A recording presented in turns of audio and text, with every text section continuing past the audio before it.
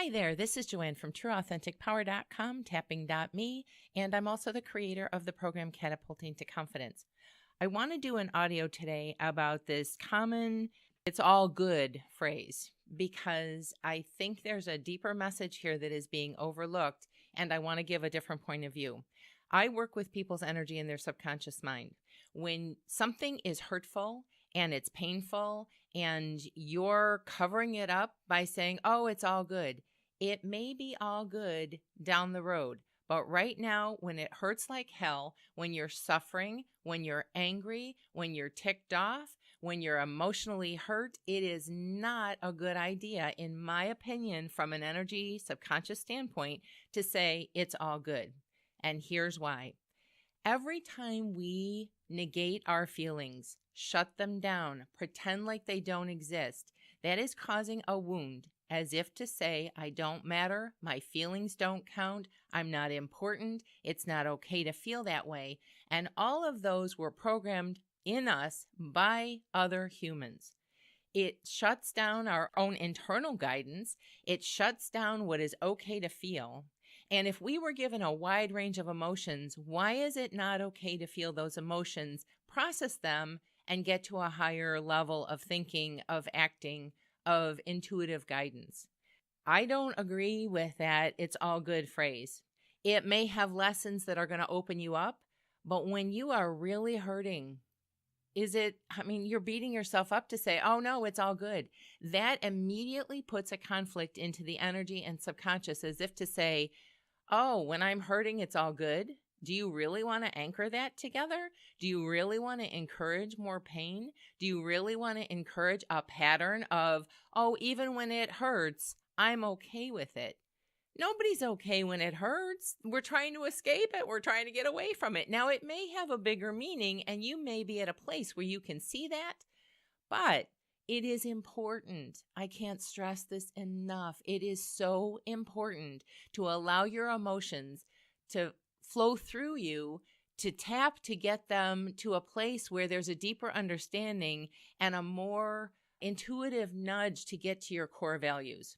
So if somebody keeps hurting you, or you keep going in a pattern where the same thing keeps happening, you have actually gotten a program or a link or a locked in pattern that is now replaying with an automatic knee-jerk reaction.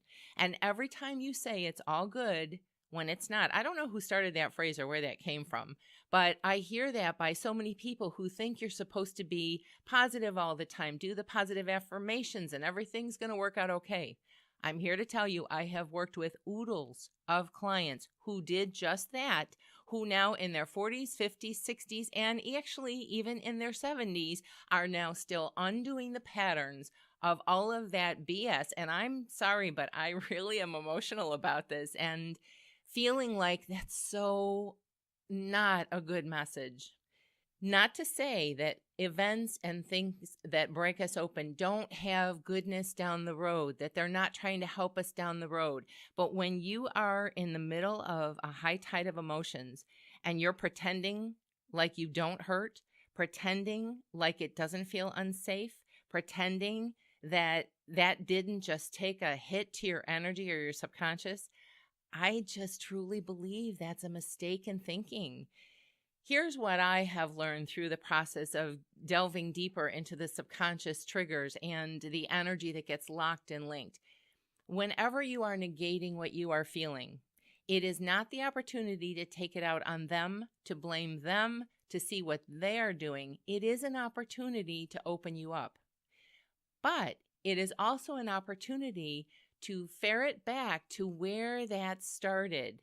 When did what they're doing now happen in your life? Now, I'll give you a perfect example. When a lot of people got ill and died in my life, my whole world was shaken and I felt extremely vulnerable.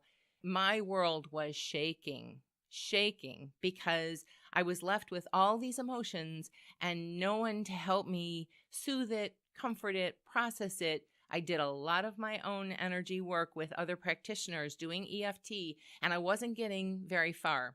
And the undercurrent of that. It's not to say that it wasn't working at all, but I wasn't getting very far. For the amount of work and effort I was putting in, I wasn't getting very far.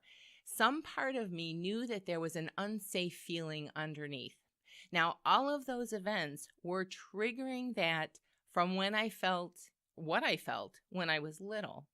I wasn't comfortable at school because we had very mean, snotty, snarky teachers. They were too old to be teaching. They were nuns and really put upon, so I can see how they were snarky, but it really affected me. So school did not feel safe. I went to a Catholic school. There was not extracurricular stuff that was fun. I had some anger in the family going on with one of the members of my family that caused a lot of havoc. So home life wasn't really safe. There wasn't a lot of safety zone. And when everybody left, as in died, passing, that's exactly what was being triggered. My safety zone was absolutely being triggered. Now, I couldn't see that at the time. All I could feel was, oh my God. That's what I felt. Oh my God. How am I going to do this? I won't go into the detail, but suffice it to say, it was not only devastating because of the events themselves, but the emotion that I felt was over the top, as if I was going to fall apart and drop into a hole because I couldn't cope with everything. It was significant for me. And maybe you've had a pocket of events like that too. I know a lot of people who go through that. The bigger message was it felt unsafe. I was hurt. I was angry. I was scared out of my mind. Scared out of my mind. And that triggered core feelings that I had been fighting my whole life of, where is it safe for me? Where am I okay? I want to impress upon you and share with you and maybe give you a different point of view that every time you shove down what you're feeling, to say it's all good in the moment when you're scared or feeling traumatized or pushing up against a money belief or a success belief or whatever, that's not all good in that moment. And you really need to be aware of what needs to be honored. Where is that root? Why is that triggering you so much? They're trying to sugarcoat it. They're trying to make it so it doesn't exist. I am in agreement that it does have a good purpose eventually. But to get in the habit of shoving down your feelings, that's not good. To get in the habit of being presented with a problem that doesn't feel good, to get in the habit of feeling like your feelings don't matter, don't go near the negative, I think that's extremely detrimental. I've known people who have done that for decades, and they're still fighting the same force as they did back when they were little. So here's another way to think about it. Yes, it may have its all good feeling when you get to the purpose of it. That part I agree with. But what you can do instead is honor what you're feeling. Don't try to sugarcoat it. Don't try to undermine what you're feeling. Don't try to shove it down. Get in touch with what it is you're feeling. Use those range of emotions. We were given fear for a reason. We were given anger for a reason. We were given love for a reason. We were given joy for a reason. There's a whole range of things that you're supposed to process, that you're supposed to feel, that will get you to a higher level, that will open you up to what is your guidance, what is your intention, what is your life journey and purpose. Every time you shove down what doesn't feel good, you are in effect saying, hide it, shame it, don't allow it, it's not good. And I tend to think the opposite. I tend to think the more you honor it, the quicker you'll get through it. The more you honor when something hurts, there is nothing wrong with any of the ways that you need to cope, but processing those emotions is so important. So important. So when I hear people trying to say, oh, what you're seeing that ticks you off in them is mirroring you. Yeah, that may be true, but doesn't that add another level of guilt and pissed off energy? I mean, be real. If you're hearing it's not about them, it's about you, in that moment, does that not piss you off to say, oh, great, now I have another thing I have to deal with. There's another thing that's wrong with me. When you get to, I'm just feeling really pissed off here, and you do that with tapping and you rant and rave, it will open up. Where does that come from? Especially if you're doing guidance tapping, like with a coach like myself, or in a membership program like I have. It will start to open up. Where are the roots for that so that you can heal the foundation? I can't tell you how many people I have seen, myself included, until I understood more about energy and subconscious blocks. I replayed the same loop for decades. And it's not an uncommon thing to do because we're taught, stop crying or I'll give you something to cry about. It's, it's shameful and embarrassing. Now, yes, there are some society things that you have to cope with in order to live in the world. But some of that can be detrimental. That's why it's so important for you to be able to process what you're thinking, process what you're feeling in your own space, in privacy, away from little children's ears, away from blaming someone else. You can blame when you're tapping and rant and rave tapping, but not to take it out on someone else as opposed to doing it while you're tapping, because that will clear the energy. It will start to soften the pattern.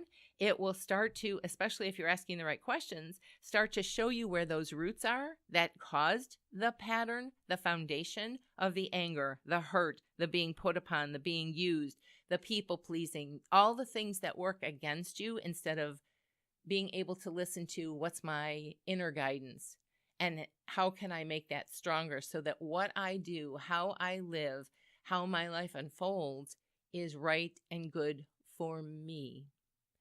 So yes, it can be all good eventually, but to say it when you're feeling all the negative emotions, I would just strongly encourage you, think twice about that. You don't want to keep shoving the hurt under. You don't want to keep adding to the pattern that gets more momentum as it goes down the hill, like, really gaining speed and more intensity to a pattern you don't want. I really thought it was important for me to give another point of view on this. You may not agree. You may agree. It's just a different way to think about it. It's a different way to honor what's going on in you first.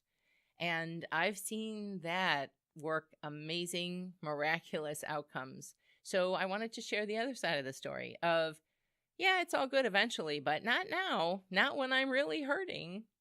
For what it's worth, I hope it helps. This is Joanne from TrueAuthenticPower.com and tapping.me. Until our paths cross again, bye-bye for now.